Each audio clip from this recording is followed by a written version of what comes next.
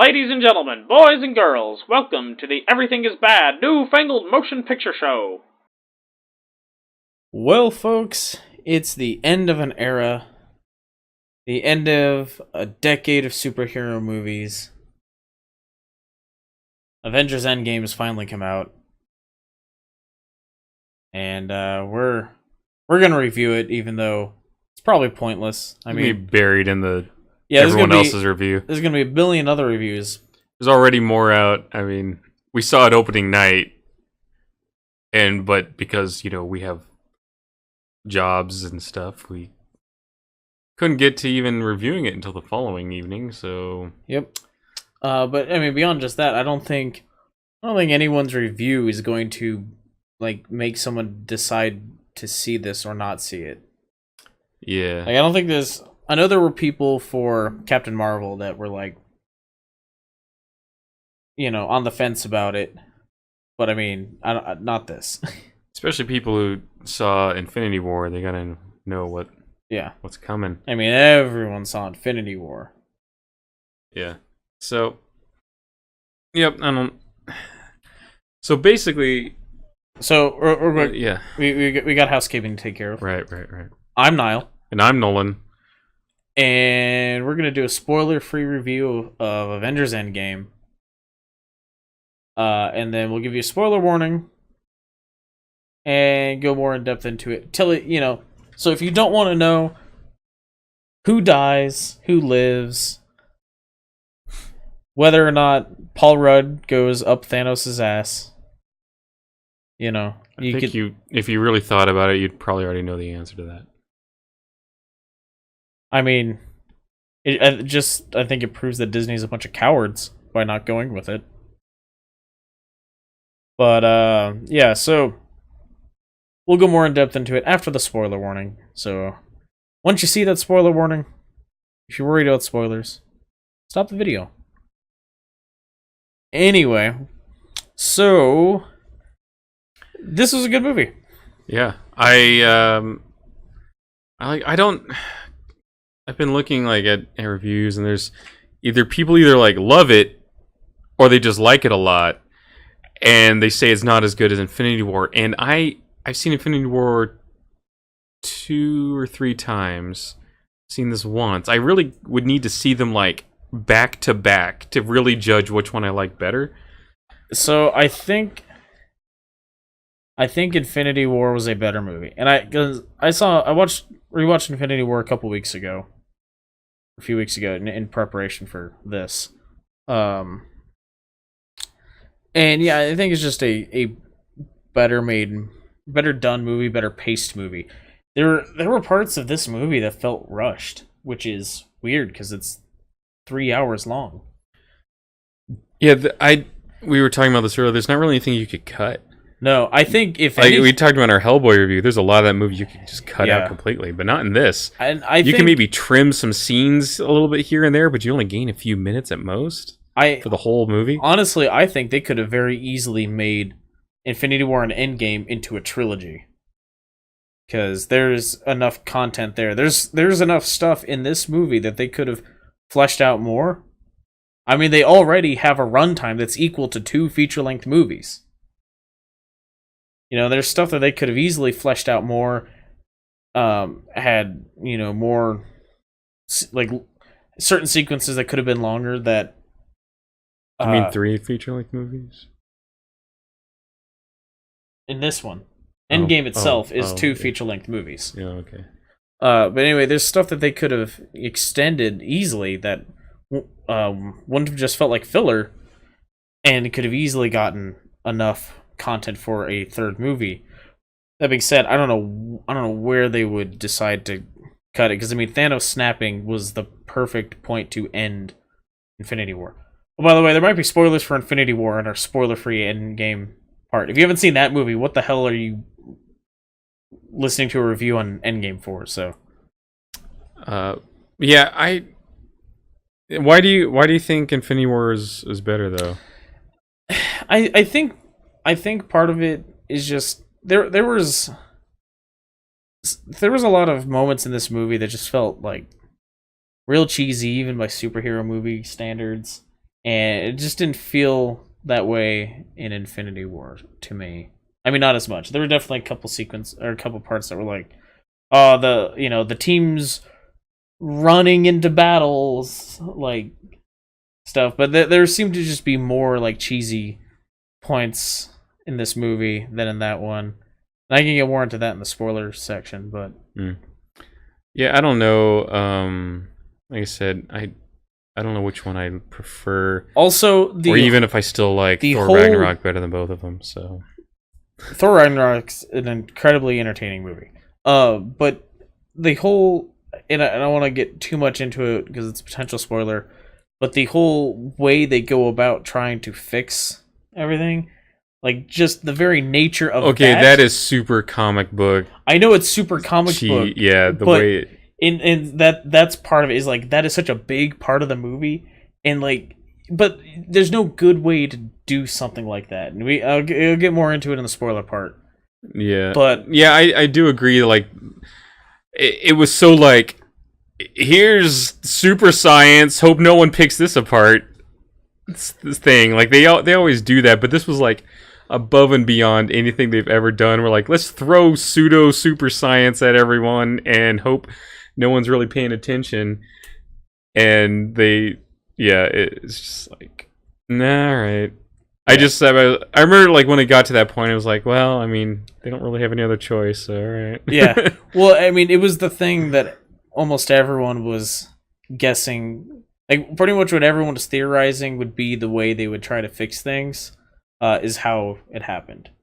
So that might be a bit of a spoiler if you've been paying attention to that stuff, but I mean, everyone was guessing it, so... yeah, not a surprise. But I feel like this had a good amount of screen time for each character in question. Mm-hmm. Like, obviously, Iron Man, Thor, Captain America are gonna get the most.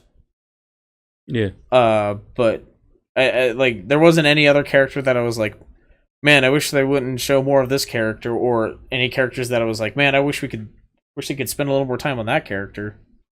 Yeah. Which, oh man, there's just so many characters at this point. Right. So, like that I think they balanced that really well. I think they hit a good amount of like, yeah, like I said, I'm trying to think of how much I can say without spoiling anything. Well, let's just move on then. Go see the movie. I mean, what we're talking about isn't going to affect whether you see the movie or not. Yeah, probably not. So go see the movie. Let's throw up a spoiler warning and just talk about the movie. All right, so spoiler warning. Yeah, so time travel. Yeah. Pretty much. There's some pretty good time travel jokes in there. Yeah, there are.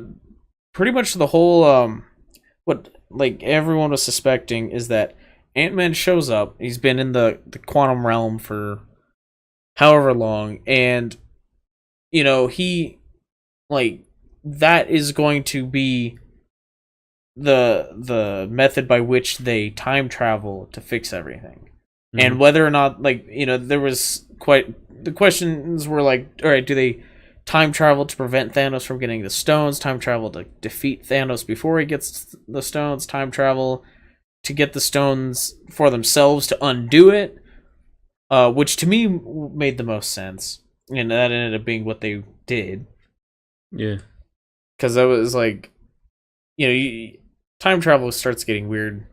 Like, was it in the Time Traveler's Guide to Time Travel that where you can't go back in time and kill your grandfather? They had a term for that. Yeah, it wasn't the paradox of predestiny, or no, that wasn't it.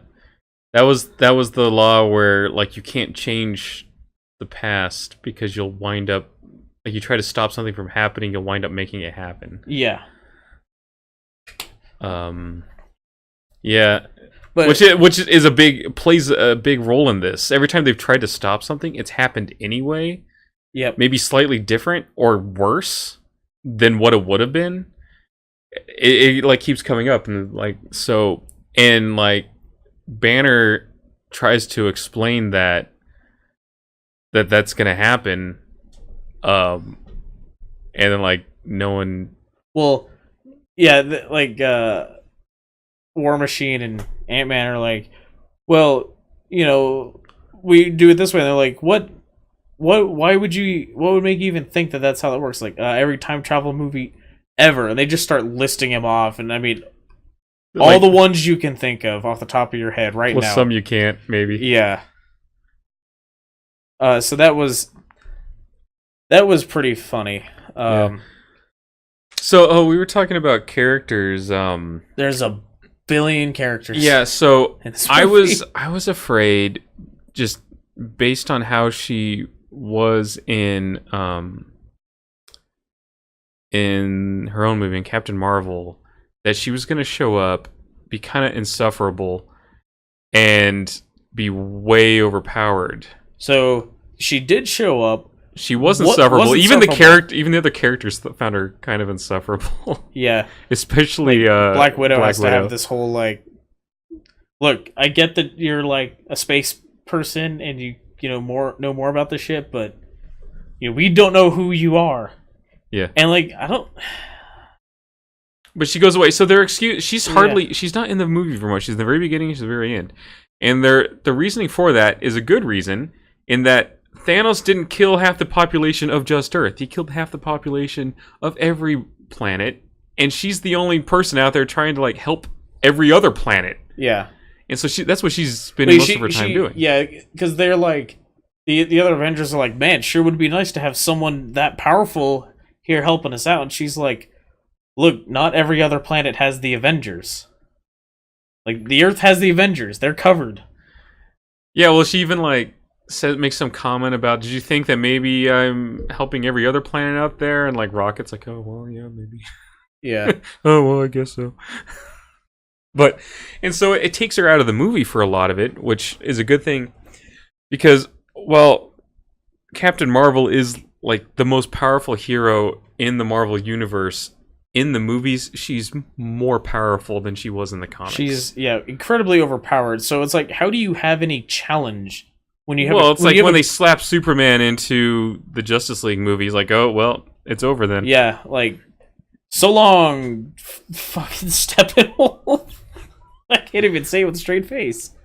It's such a ridiculous villain. Yeah, it's the sole Superman thing. Like, Superman's a boring comic to read. Because it's like, oh, is Superman going to defeat the villain and save the day? Yes. Yes, he is. At least in the comic books, Carol Danvers is, while very, very powerful, she's not as powerful as she is in the movies. Yeah. And she also is limited by, like, the government. Well, we were talking about it. She works for S.H.I.E.L.D., so like the government puts limits on what she's allowed to do and stuff like that. So we were talking about it on our walk back to the car after seeing the movie, of the fact that there wasn't much Captain Marvel in this, despite how much promotion Captain Marvel was getting lately. Mm-hmm. And I proposed that I think like the writing in Captain Marvel felt lazy, felt kind of bad. It felt like the writers just didn't know how to handle, like, all right, we got her in this predicament. How do we get her out of it? Like, oh, this thing makes her really, really powerful, and now she just beats the shit out of everyone and doesn't care. And so when you have this character established at this crazy power level, how do you then write a movie where she's there and there's any sort of challenge to them? Yeah. And so they were like, well, we have to have a reason for her to not be involved for a while. Especially because their whole like mission to get the Infinity Stones was kind of like low-key, covert kind of stuff, and she doesn't do that at all. No. She's like, we saw from Captain Marvel, she is incapable of that. Yeah, because even in that one, it's like, oh yeah, she's being low-key. She puts on the Marvel Universe disguise of a baseball cap and sunglasses. Yeah. And then, like, still, like, beats the shit out of things. And, it's just... Right. Yeah. She doesn't do low-key. She doesn't do subterfuge. No. And then... And she looks at everybody like she just can't stand their existence. She got this look on her face all the time, like, your very existence annoys me. Yeah, but anyway, enough about Captain Marvel, because she's hardly in the movie. Yeah, she is hardly in the movie. So I think she had like 10 minutes of screen time or something. Back to characters. Your favorites that are still alive all get a bunch of screen time, and they have a built-in reason for why they don't have just a billion characters walking around. By having Thanos kill most of them. So you're down to Iron Man, Hawkeye, Captain America. You're down to the original. Yeah, because it's Captain America, Iron Man, Hulk, and Thor. And Hawkeye and Black Widow. And then you also plus Rocket. Yeah, plus Rocket and Nebula. And War Machine. And Nebula. Yep. Which I thought was cool because I like Nebula as a character, and she was always, in the Guardians movies and in Infinity War, she's kind of a supporting character. She got a lot of screen time in this movie. Yeah, which is a lot of development. Funny to me because all the press junket stuff I saw leading up to this was focusing like Brie Larson was in a lot of it, Don Cheadle was in a lot of it, Chris Hemsworth was in a lot of it. I saw Chris Evans in some of it. I hardly saw Robert Downey Jr. in anything, and in any of the interviews and stuff. And I saw like maybe like 2 interviews with Karen Gillan. Some of it comes down to them like other things that they're working on. No, I get that, they but just don't have the time. But like I feel like it feels like Karen Gillan should have had the time, right? I don't know. Maybe she's got to promote this Tolkien movie. Is she in that? Yeah. Okay, but anyway. Yeah, Nebula got a ton of screen time, which I thought was cool. Ant-Man got a ton of screen time too. That was cool too. Yeah, and Mark Ruffalo technically didn't get a lot of screen time because he's the Hulk the whole time. Well, but he's the Hulk, but he looks more like Banner. He does look more like Banner, yeah. Because he's in between. He's controlling the Hulk. So he's called the Professor in this. In the comics, you might be familiar with Maestro, who is the same sort of thing, but a villain where like the Hulk became like he gained more control of it, but it was leaning more towards the Hulk side of things. But yeah, in this, Banner has basically control of it, and he's the Hulk the whole time, except for a sequence when the Ancient One knocks his soul out of his body when he goes to try to get the Time Stone from right her. So the Hulk body's lying there, and then he's as Banner talking to her. Yeah, that was a cool sequence. Yeah, that was pretty cool. But yeah, so he has all the strength capabilities of the Hulk, but with all the intellect and reasoning of Bruce Banner. Yeah, which is actually pretty amusing. A lot of the stuff to watch. Yeah, do. I think he was having like a lot more fun. Is this because like he, as this Hulk Banner hybrid, he was like at peace with himself. Yeah. Right? He was just totally cool with it. And like I felt like Mark Ruffalo was just having a lot more fun as this character because he was a lot more humorous in a lot of ways. Definitely was. Speaking of humorous characters, though, let's talk about Thor. Oh God! So I can finally effectively cosplay as an Avenger. You're not tall enough, but I got the gut. You got the Thor gut. I've got the gut to be Thor from this movie. So Thor is so depressed by the events of Infinity War that he lets himself go, and he's got this big old gut. He takes all the remaining Asgardians and settles them on Earth, presumably in like Sweden or something, or Norway, some Nordic country. Yeah, and in the comics it was like Iowa. Yeah, but they called it the sign. Asgard. Yeah, it was New Asgard, and it's like a little fishing village somewhere. Yeah, and so he's living in this shack with Korg and Meek. Yeah, Korg and Meek. And Korg's just like playing PlayStation. Well, specifically, he's playing Fortnite. Yeah, and which I saw that and I was like, that's pretty funny. Fortnite's already going down a bit. So I really feel like in a few years that's gonna really age this movie. Yeah, because it's been 5 years since Infinity War. I don't know if we mentioned that. Yeah, so that's another thing that's kind of like I don't see Fortnite being like the meme factory that it is. No, in but 5 years. it was funny, and like at one point, Cork's like, "Hey Thor, that mean guy's back," and like Thor gets on and starts yelling at this like kid about it was like Noob Killer or something was his name. Yeah, it's some like stereotypical sounding. Right, he's like, "I'm gonna fly over to your house and go into your mother's basement where you are, and rip off your arms and shove them up your butt." Yeah. And so Thor's just like drunk and fat like the whole time, and then When they convince him to help them out, he shows up at the Avengers HQ. He looks like the dude. yeah, From he looks like Big Lebowski. He looks like the Small Lebowski. Small Lebowski from the Big Lebowski. And he's dressed just like him. He's got a beard and long tangled hair. He's got like beard and like a robe on over a sweatshirt and like sunglasses and all that stuff. And it's just he's dressed exactly like the dude. And Tony Stark even calls him Big Lebowski at one point. He's like, "Out of the way, Lebowski." Yeah, he's like, "Out of the way, Lebowski." And I was telling Nolan on the way we were driving back from that, I wish that he would have walked into there, saw their time machine, and gone, "I like the time machine. It really ties the room together." Or if he's like, "Hey, check out my new rug. It ties the room together."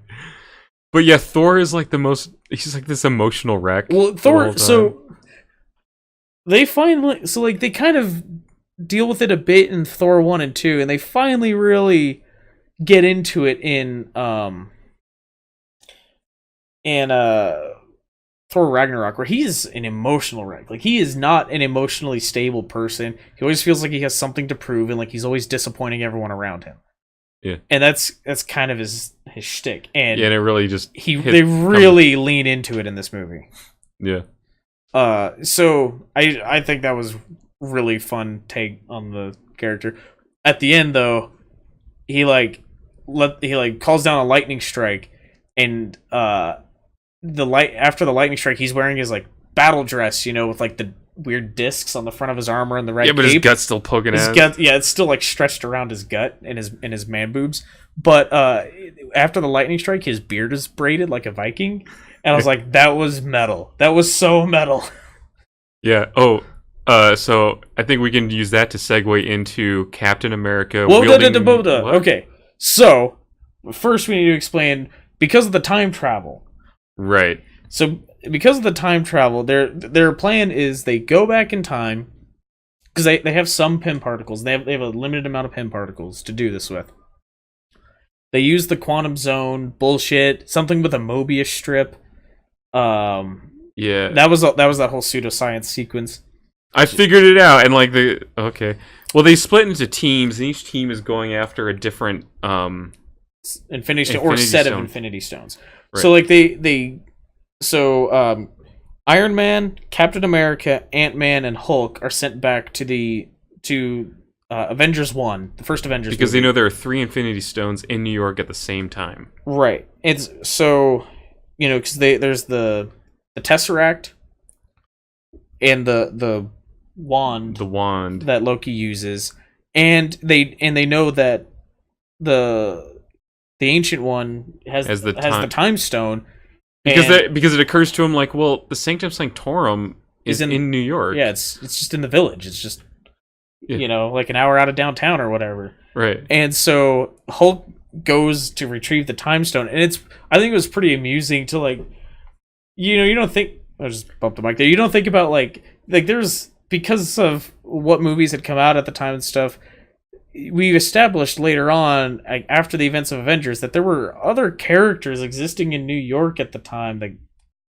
are, super powered or whatever, but weren't in that movie. So it's like, well, what's the Ancient One doing? The Ancient One's just like deflecting laser blasts on top of the Sanctum Sanctorum. Yeah, and it's funny because the Hulk goes after the Time Stone, and he doesn't use any physical means to get it.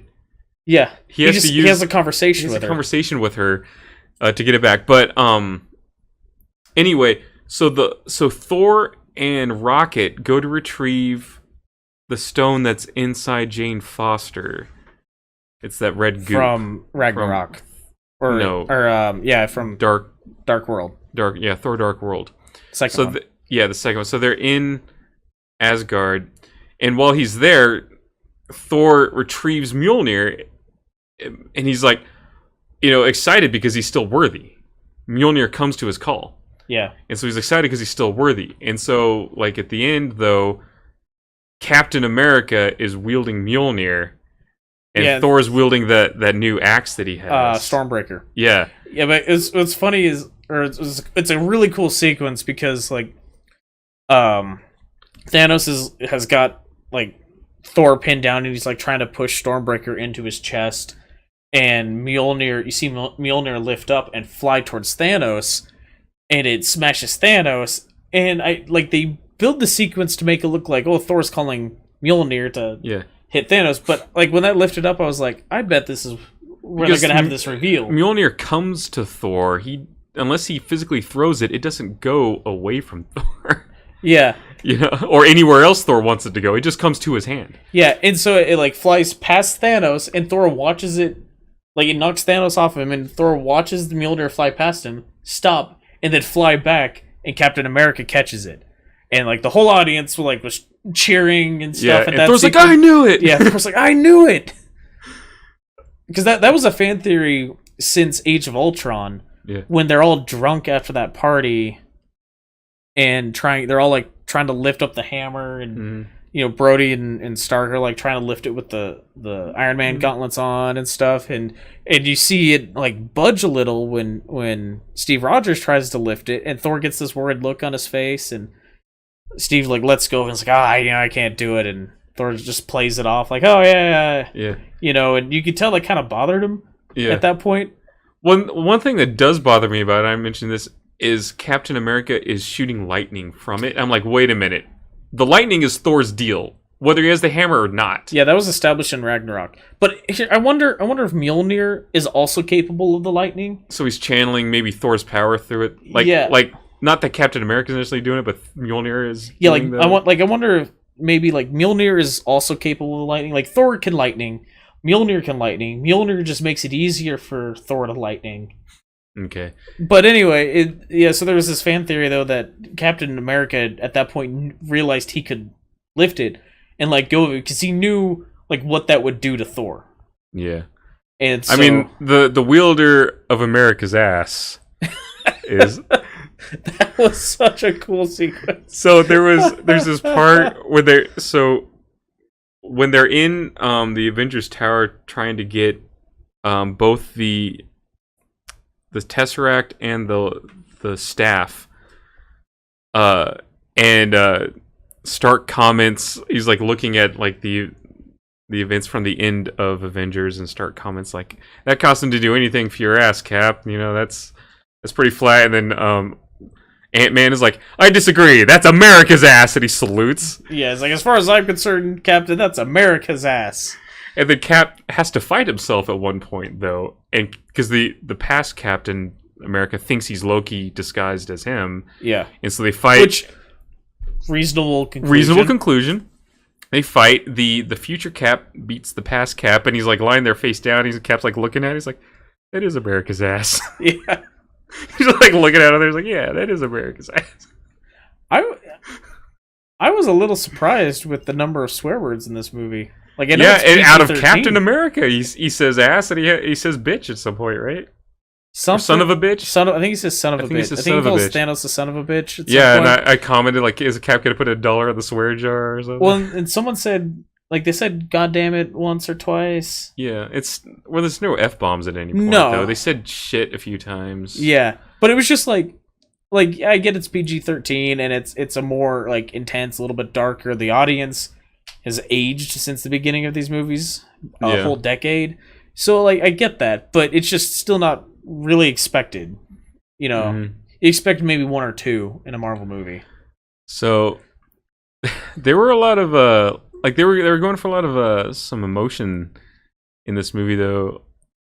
Remember, like, in the beginning, Nebula and Rocket are sitting together, and they hold hands. Yeah, because they both lost. The only family they'd ever had. And, yeah. And that was... And, the whole thing that motivates Stark to even... Because Stark, Pepper Potts survived. Stark survived, so he's... They have a daughter together. They have a daughter now, and so he's just kind of, doesn't want to deal with this time travel shit. He's like, look, I have my family now. Mm-hmm. But he can't leave well enough alone. Well, like mostly, like you could tell he's really bothered by Spider-Man. Like you can tell he kind of like adopted Spider-Man, took him under his wing, you know. Well, yeah, because it shows him in his kitchen and he's looking at a picture of him and Peter Parker.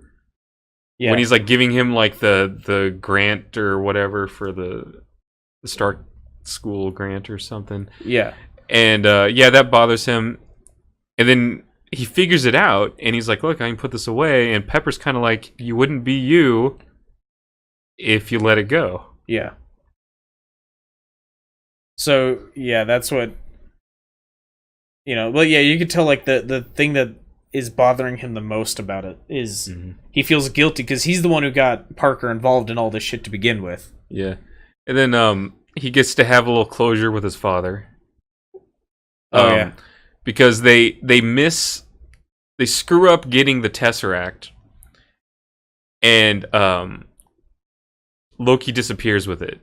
And so he knows that it's where it was in the 70s. Is that some secret government research Well, it was facility? that base where Captain America was trained. Yeah, but, 30 years later. Right. So they go back in time to the 70s, he and Cap do, to take the Tesseract and also steal some more Pym particles because they would have been out and they would need them to get back to the present. Yep. And so they know those are the same place. Hank Pym is working at the base and they're studying the Tesseract there. So Stark goes in to get the Tesseract and he bumps into Howard Stark. And they just start talking about like Howard Stark's his wife's pregnant. His wife's pregnant. She's about to give birth to Tony. And he's really nervous about it. Yeah, and so it humanizes Stark, who like never really saw his father in that light. Yeah, he gets some closure. He gets to kind of say goodbye to him, and he gets to see that his father wasn't this like infallible giant of a man that he always imagined him to be. Yep. And it's a pretty nice moment there. Oh yeah, and then like Cap at the end. Okay, so yeah, at the end they have to return all the stones to the exact spot they took them. Otherwise, they're gonna have these alternate timelines where things are all even worse off, right? And so Cap goes back in time. He's also gonna return Mjolnir to Asgard at the right time. Otherwise, Thor 2 happens and he's like, "Where's Mjolnir?" Like they don't because they don't specify say that, but you see it, yeah, it's on the platform. You see him take Mjolnir with him, and so he disappears, and then he doesn't show up again. All right, but see, before that, he and Bucky are having this goodbye, like, I'm gonna miss you and all this stuff, and I'm like thinking like he's just gonna go be back in 5 seconds as far as Bucky's concerned. Yeah. But this is this goodbye, and then so when he doesn't show up, and Falcon's getting all upset, and Bucky's just like, "Hey, over here." Yeah. And so Bucky knew. Yeah, he had to have known. Cap told Bucky beforehand. You can just tell. And then there's old man Steve Rogers there, and he gives the shield to Falcon. Yeah. So we have a new Captain America, and that happened in the comics. In the comics, Captain America is a mantle that's worn by a couple. Like Bucky was Captain America for a while. Yeah. Which the way they've set up his character, it makes more sense for it to just go straight to Falcon. Yeah. But it makes it that they can do another Captain America movie and not have Chris Evans in it. Right. Which we knew that they were going to let RDJ and Chris Evans go after this movie because they're too much money. They cost too much money, and they both kind of want to do other things. Robert Downey Jr. has said that he wants to continue to be involved in Marvel movies, but that could just be as a producer. Well, it could be like if they need him as something like as a flashback, or if they have any movies set earlier prior to this movie, they could have cameos, or he could be in a recording or something. Right, but he's not gonna go do. He's not gonna be Iron 5 Man. months of filming Iron Man and right. Yeah. So. And you can see 10 years have passed. Yeah, you can see it, and he's aged the most. Salt and peppery, man. I was noticing that when watching the movie. Well, he was always. Wow. I think he's the oldest of all of them to begin with. Yeah, And so, but you can see like some definite aging in him. But then also he dies. Let's just throw that out there. He dies at the end of the movie. Yeah, so earlier in the movie, it's shown that using all 6 Infinity Stones at once to do something takes a toll on the person doing it. Like, Thanos is just all burned. He's walking with a limp and stuff. And so they get Hulk to snap and bring everyone back to life. Because they build their own Infinity Gauntlet that's clearly looks like a Stark thing, because it looks like an Iron Man. It's an Iron Man gauntlet that they modified. Yeah, and so they get Hulk to do it because he's like, it's mostly gamma radiation. Like, most of the energy is gamma radiation anyway, so it won't hurt me. And he's also the strongest Avenger. Mm-hmm. And so despite what Thor says, right? Well, and that's a whole thing, like, showing, because Thor took the events of the first movie so personally, because he had a chance to stop Thanos, and Thanos mocks him. He's like, next time go for the head. Mm-hmm. And so like that took him, like, that hit him so hard. He's like insisting, like, he's begging. He knows it's gonna mess him up, but he wants to be the one to fix everything. But Hulk ends up doing it. He snaps. It still messes Hulk up pretty bad. Yeah. Like, his arms, like, his whole right side's all burned up. His arm's in a sling and stuff at the end of the movie. And it brings everyone back and undoes the original snap, but brings everyone back right now. Like, they established that everyone who disappeared, basically, just like, from their perspective, passed out and woke up, and it's 5 years later. Yeah. And they're back wherever they left. Yeah, wherever they were when they left. And then Doctor Strange brings everyone together, because he knew what was going to happen. Remember, he saw the future, and so he opens up all these portals to bring everyone together at the final battle. Thanos got some Pym particles from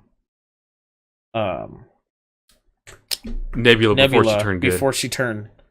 Yeah, so Nebula, evil, while she's still evil, captures modern Nebula when they go back, because she and War Machine are sent back to get the Power Stone from the beginning of Guardians of the Galaxy. And it's pretty funny. They're watching Chris Pratt doing his dance and singing. Yeah, but you're like, at first you hear the music, like, it looks just like from the movie, and then it cuts to their perspective, and you don't hear any of the music. You just hear him Chris singing. Pratt, like, dancing in the middle of this hall, singing along, and it's... But you don't hear any of the music. It's pretty funny. It's a really funny sequence. But, yeah, so they capture Nebula and get the Pym particles from her, and so then Thanos realizes, well, they're collecting all the Infinity Stones for me, and so jumps forward in time using the Pym particles to... She also takes the device that Nebula was using to go back and forth in time. Yeah. Nebula takes it from Nebula. Yeah, it's not just the Pym particles. There's also a device that uses the Pym particles to allow them to do that. And so, so then they're having to contend with Thanos, and at first it's just like the original Avengers. It's Captain America, Thor, and Iron Man fighting him at first, because Hulk is trying to prevent him and Rocket from drowning, and Ant-Man goes down to help them out. And War Machine's also, like, his suit's destroyed or something. Yeah, and then also Hawkeye is trying to... Oh yeah, Hawkeye scooped up the gauntlet and he's got the gauntlet with the stones. And so he's trying to run away from Thanos minions who are chasing him down. I was like, funny enough, like, all this shit's going down, Hawkeye's doing the most important thing right now, which is weird. So, because it's Hawkeye. Getting back to what we originally started this tangent, eventually Tony Stark gets a hold of the gauntlet, and he snaps to get rid of Thanos and all of Thanos' minions. Presumably sending him back to... I would imagine sending him back in time or something, because... Well, they all disappeared like they did in... Right, but we've established that, like, you can't pull something out like that and not have consequences. Right. Just saying. So anyway, they all disappear, and then he's just like, the whole, like, right side of his body is just destroyed, and that effort kills him. Yeah. And it's pretty sad, because both, like, Spider-Man and Pepper are there to see it, and they're both like... Well, Pepper's sort of accepting of it. Like, she kind of always knew. She always knew that he was gonna die. Like, this was gonna kill him. Yeah. The Avengers life. Right, but... gonna kill him. But Peter Parker's taking it really hard. Yeah. Well, I mean, he's the closest thing to a father figure that Parker has in his life, so... Yeah. I don't know, maybe Nick Fury will replace him in Far From Home. But, let's see. But, yeah, so that end fight sequence is pretty cool, because, like, all these, like, you know, magic portals open up, and, it wasn't just Wong and Doctor Strange. There were other wizards. Were there? Yeah, there were other wizards that you could see doing the motion. Okay. In the crowd. Because remember, like, when they start bombarding it, a bunch of those shields pop up because Wong like gets them to pop their shields up. But and so yeah, like this like portal opens up, or Captain hears Falcon over his radio. He's like, on your left, and this portal opens up, and Black Panther walks through with his sister and that chick who's the bald chick who's like the lead, like the in charge of his guard or whatever. Yeah, his honor guard walk through, and then like all these other portals start opening up, and it's just like this big cheesy like superhero assembled the team sequence. Valkyrie flies through on a Pegasus. Captain America even says a symbol. Yeah. You know, so it's like, yeah, Valkyrie flies through on a Pegasus, like Doctor Strange flies through with Peter Parker swinging through, and like it's just the Guardians show up. The Guardians show up. I mean, everyone, and it's like, you know, it's like, intellectually I know there's a ton of characters, but when they just like have them all walk on screen, it was like the whole shit. Wakandan army. Oh yeah, all that huge army that they assembled. For Infinity War shows up. You know, nary National Guardsmen to be seen from explosions in upstate New York, but Wakandan army shows up. Right? That seems weird, right? Yeah. But so he what was I getting at? I had something like add to that. Oh, we're just talking about like the cheesiness of the whole sequence. No, like, I mean, it was... I was talking about. Because you reminded me talking about Doctor Strange and Wong showing up when the Hulk tries to get the Time Stone from the Ancient One, and she's like refusing to hand it over, and he just mentions like, she says like the Sorcerer Supreme is sworn to protect the Time Stone, and he's like, then why did Strange just give it to Thanos? And she's like, what? Yeah, she's like, well, you must have had a reason, so okay, I'll trust you. Yeah. Because she has apparently used the Time Stone to look forward and realize that he's the best Sorcerer Supreme. Yeah. So the something I want to bring up, so half the population is gone, but all these like cities and everything are shot to look like maybe 90% of the population is gone. Yeah, like it looks like a lot more than half the population has disappeared. Yeah. You know, even in a major city, like if half the population of San Francisco goes away, there's still a lot of people in San Francisco. If half the population of New York goes away, it's still overcrowded. Yeah. And they're showing like these like empty, desolate streets, like nobody's out and about. I'm like, God, it looks more like 90-something% of the population disappeared, not half. Someone mentions that like, oh, I miss the Mets. I'm like, you can't you cannot have the population. There's still enough baseball players to form a team. You only need 9 people to play baseball. Right? Or per team to play baseball. I mean, like, did they consolidate and like, well, New York doesn't need so many teams anymore? No, I think everyone just bumps up. Hey, everyone in AAA, guess what? You're all playing? You're all welcome to the show. Yeah, I guess. But it just felt like there was a lot more people gone than should have been. Yeah, it did. And I get like they're trying to emphasize like how hard this hit the world, but yeah, it doesn't look like it's only half. So Black Widow died. Oh yeah, so to get the Soul Stone, if you recall, they had to sacrifice someone. Thanos had to sacrifice Gamora. So there's this whole sequence of because Hawkeye and Black Widow are sent after the Soul Stone, and there's this whole sequence where they're fighting to be the one to sacrifice themselves. Yeah. And I was like, that's actually kind of funny. So it winds up being Black Widow, and it tears Clint up pretty bad. But he's the one with the family. Oh, at the man, end, dude. so... Clint... So... His whole family disappeared, by the way. Yeah, his whole family. In front of him. Like, he's having a happy family picnic. He turns around... Like, turns away from his daughter. He's and like teaching his daughter how to use a bow. Yeah, he turns away from her, turns back, and she's gone. He's like, "Where? Huh?" He's like, "Honey, have you seen?" He turns around, his wife and his son are gone, and so that really tears him up. So he and Thor had the hardest reactions because he becomes, or it was a character in the comics, Ronan, right? He basically just Clint becomes. He becomes like the Punisher. Yeah, he's just, but with a bow. He's just and a sword, and he's just going around being a vigilante, having a rampage, basically. Which is sort of a disconnection from what happened. Like, why does that drive him to that? Well, none of these people were involved. Well, even the Yakuza guy or whatever, or Tong or whatever they were. I think it was Yakuza because they were in Japan. Okay, it was that guy from The Last Samurai. Yeah. Who's his like not first Ken lieutenant Watanabe. guy? Yeah, but the guy who's like his first. He's like, his lieutenant, his main guy. Even he's like, why are you doing? Like, we didn't do anything to you. Yeah. And he's just basically like, the world suffered enough, and you're making it worse. No. I mean, he just wants to go on a killing rampage because he feels empty inside now. Yeah, and then the worst, like even worse than that, is that haircut.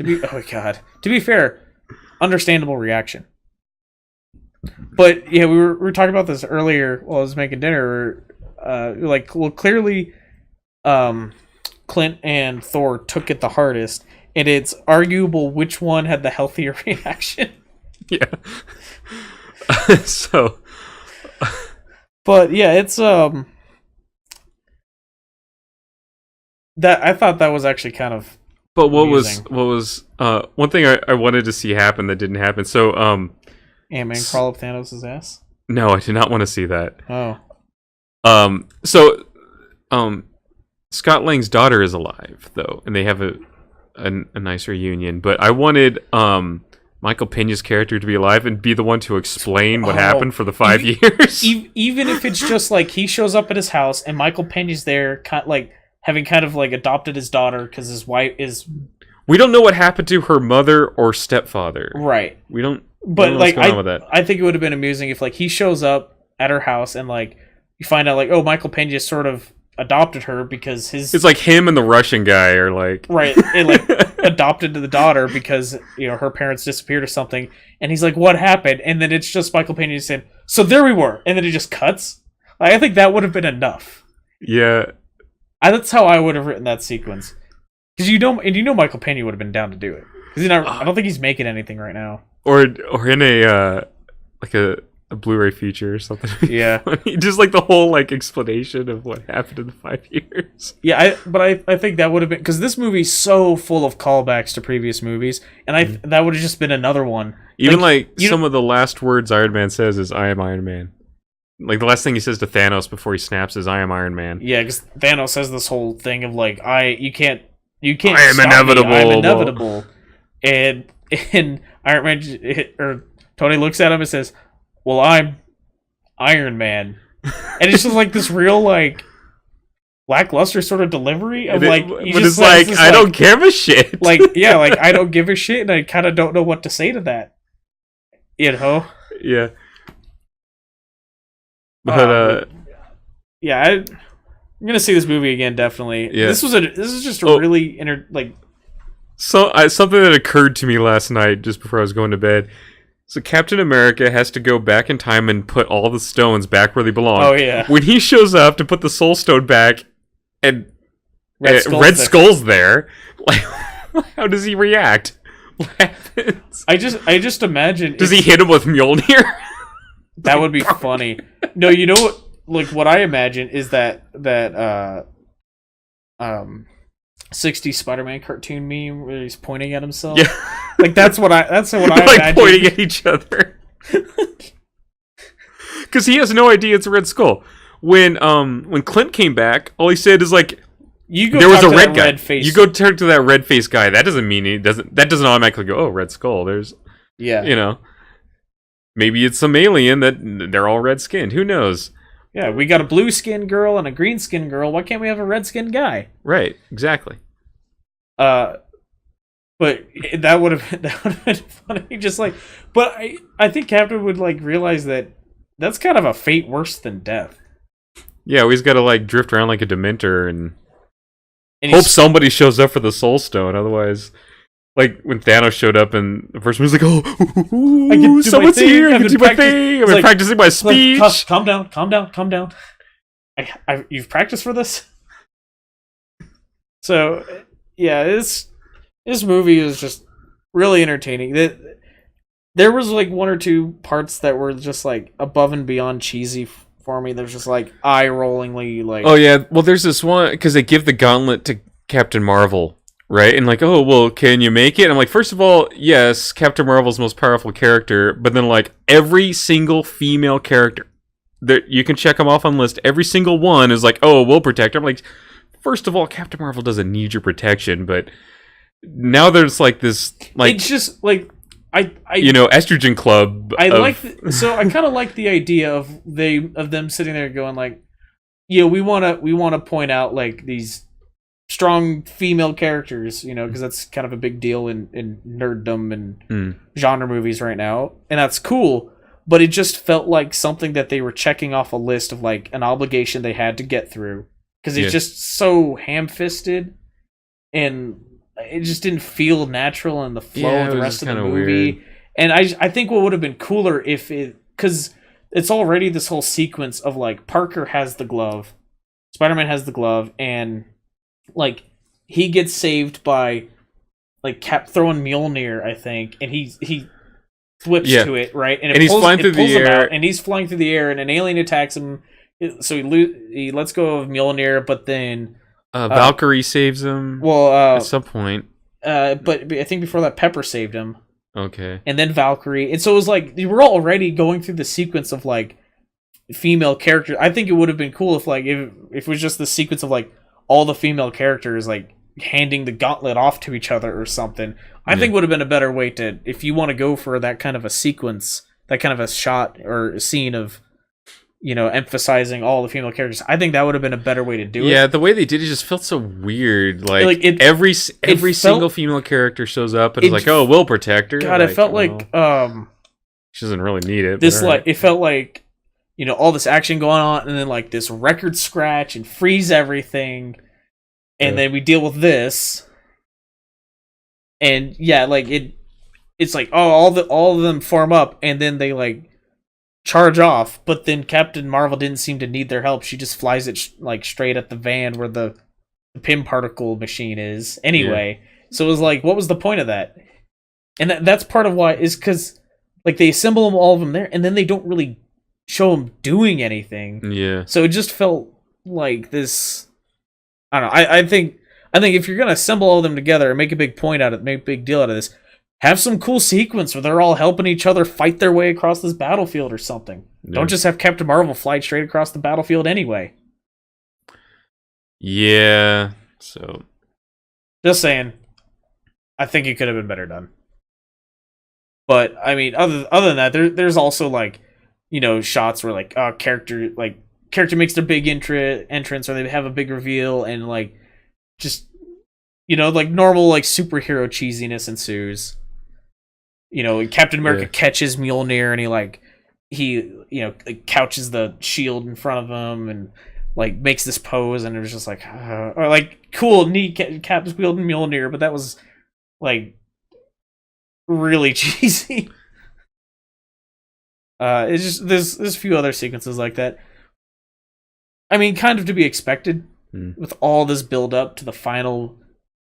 Well, it's not really the final MCU movie, but it's like the end of this era of MCU movies. Yeah, it's like they're gonna the Return of the Jedi. From here on out, they're pretty much going to be standalone movies, and it's probably, I'm guessing, no more than one a year, most of the time. Maybe two, but like unrelated ones, Yeah, because the only one that we have any release date for at this point is Far From Home, right?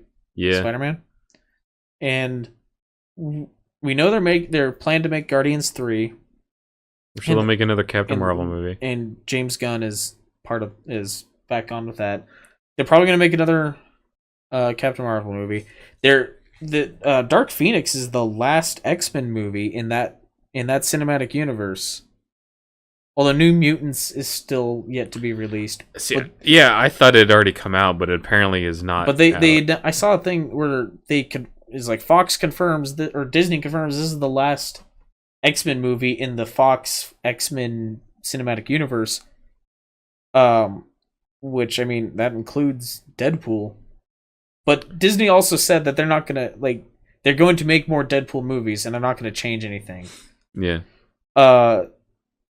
So I Deadpool think doesn't really count. Yeah, Deadpool I think what they meant is we're not going to do any more X-Men movies, but we'll still set things in this. But I like the New Mutants isn't technically an X-Men movie. But I wouldn't surprise me though if they kick off the next 10-year cycle of superhero MCU movies with an X-Men movie, an X-Men origin movie, introducing them into the MCU. That wouldn't surprise Maybe some me. of their time travel shenanigans makes that New Mutants happen. Yeah, maybe. But I think it would be kind of cool if, so Disney said they plan to make more Deadpool movies, and they're not gonna, don't worry, it's still gonna be rated R, it's still gonna be Deadpool, we're not gonna change any of that. Yeah. So I think it would be funny if Deadpool's just in the MCU now, and he's just okay with it because he's Deadpool. Oh, you mean they do some really funny jokes because they have to keep it PG-13? But they don't. No, but if they put him into... if they makes an appearance in an MCU movie, I see what you're saying. Yeah, and then him getting edited, censored or something, that would be funny. That would be a funny scene. And then he has to and he's like, what the bleep? The problem I think is that Deadpool's too weird for a general audience. Yeah, that's true. And so I don't think he would fit well. I mean, look how bad those Avengers comics were that had Deadpool in them. Oh yeah, when they kept trying after Secret Wars. That all wound up being a setup though for the Captain Marvel Hydra stuff anyway. Captain America Hydra. Captain America Hydra stuff. Yeah, but which gets a callback in this movie. Right. But regardless, those were bad comics. They were just, and it was I read the first couple issues of them, and I was like, I can't. It was this. The problem was it wasn't a Deadpool writer writing Deadpool joins the Avengers. It was an Avengers writer writing Deadpool joins the Avengers. Right. And they just couldn't write Deadpool correctly, and so it was. Part of it's too is they have to keep the comics PG-13 or whatever the comic, because the comics are age rated too, like video games and movies are, and kinda. I mean, they have the age recommended age on the cover of the comics. Some of them do. But so they have to keep Avengers comics PG-13 or because they expect kids are going to be reading the Avengers comics. And so the way they write Deadpool is, Avengers are making a plan and Deadpool makes a pop culture reference. Avengers are making a plan, Deadpool makes a pop culture reference, and that's all they do. And then they talk about how much they hate Deadpool and yeah. And then Steve Rogers like, I trust Deadpool, mostly because I'm a secret Hydra agent and I can get him to do what I want. Yeah. But anyway, so that I think there's some really cool potential coming in the MCU. It's gonna be primarily we have a Black Widow movie. That's right. I want that to be. I really want that to be a spy thriller. Yeah, that could be really set during the Cold War. Oh man, I want that to be a spy thriller so bad.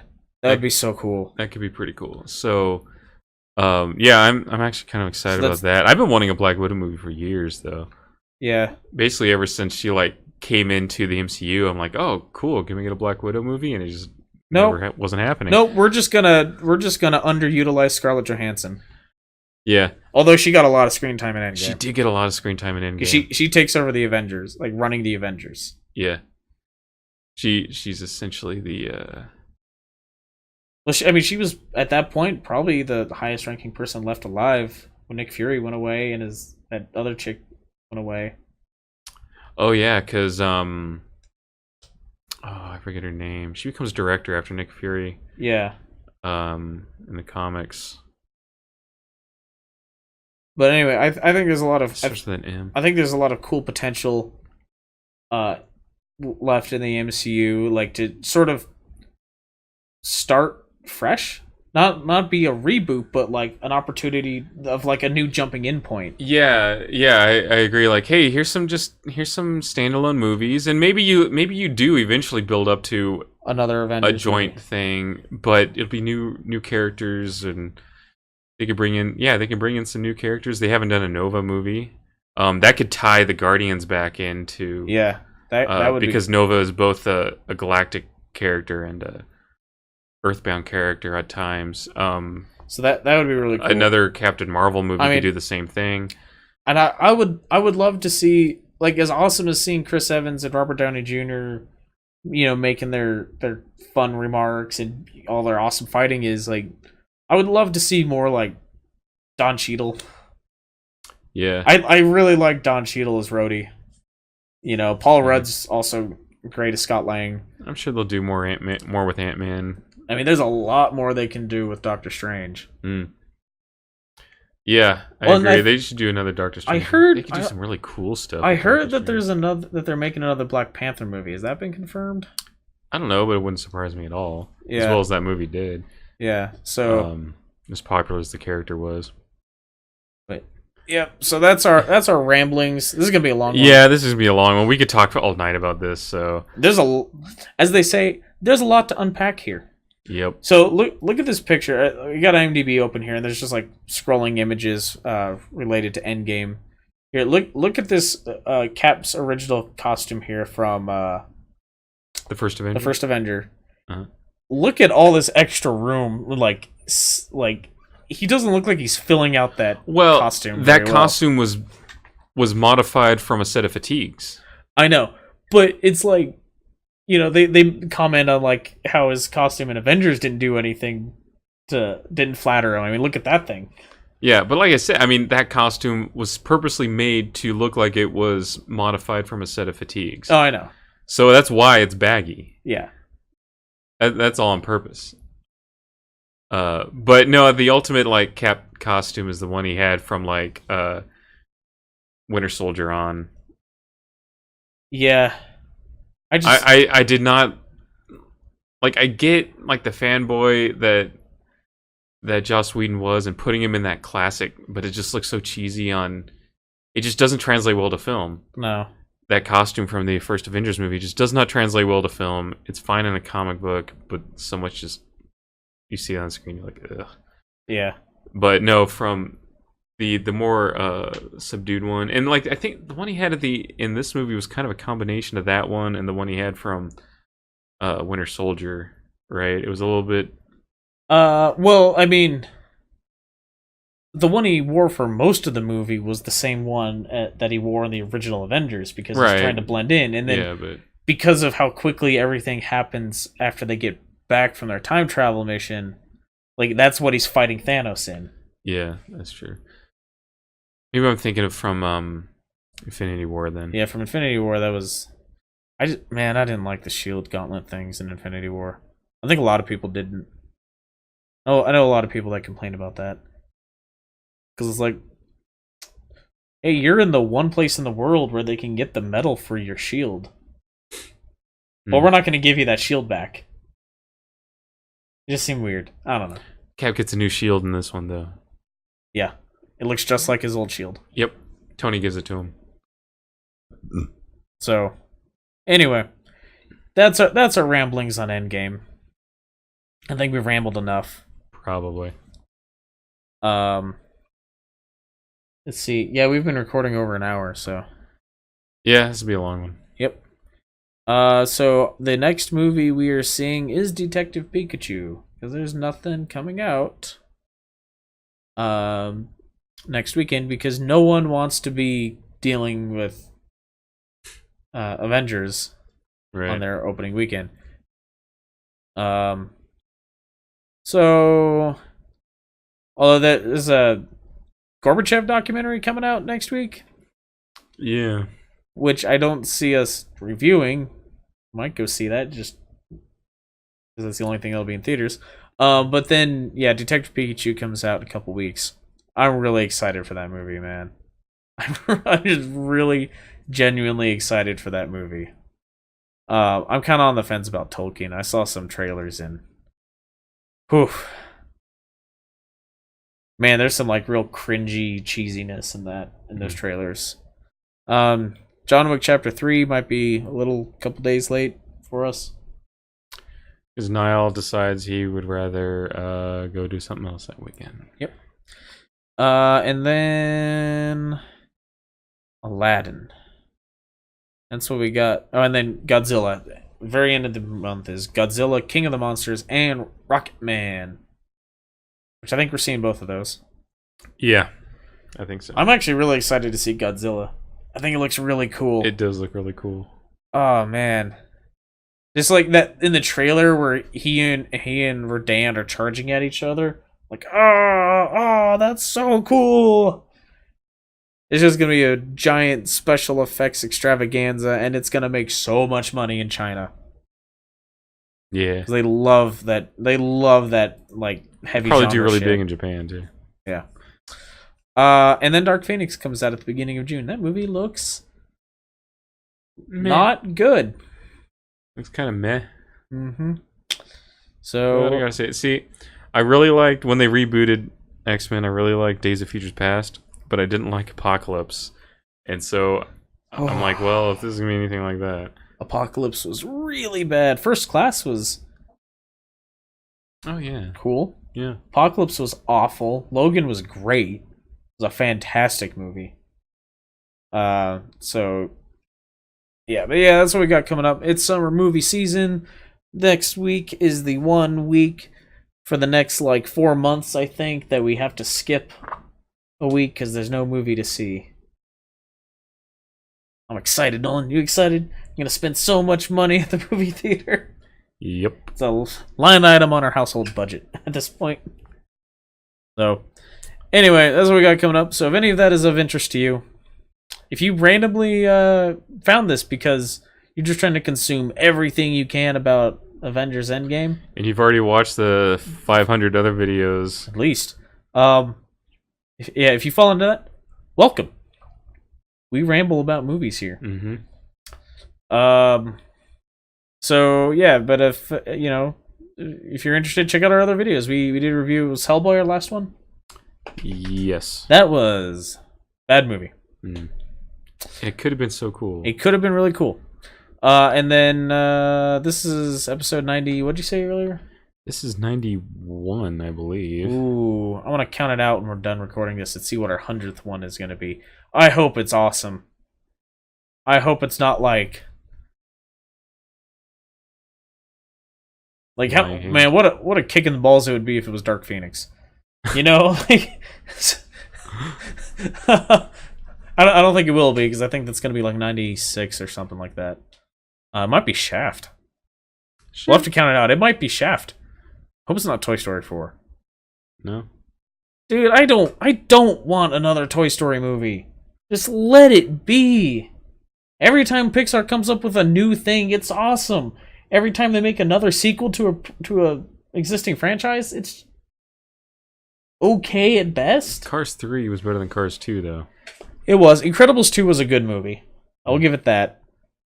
But Toy Story 4 just doesn't need to happen. God, why? I mean, I know why.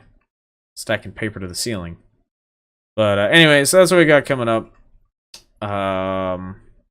So yeah, like the video, subscribe, comment, hit that alert button, whatever. I don't watch much on YouTube these days anyway, so whatever the kids are doing on YouTube these days, do that. Check out other videos. And until next time. Excelsior, true believers.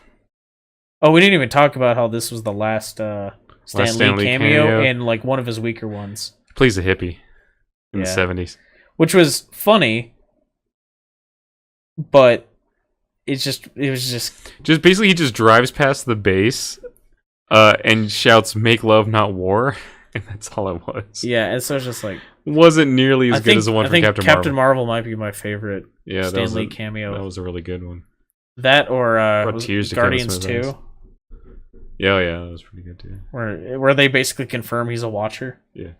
But so anyway, until next time. Assemble? Assemble. Disassemble. Yeah. Bye.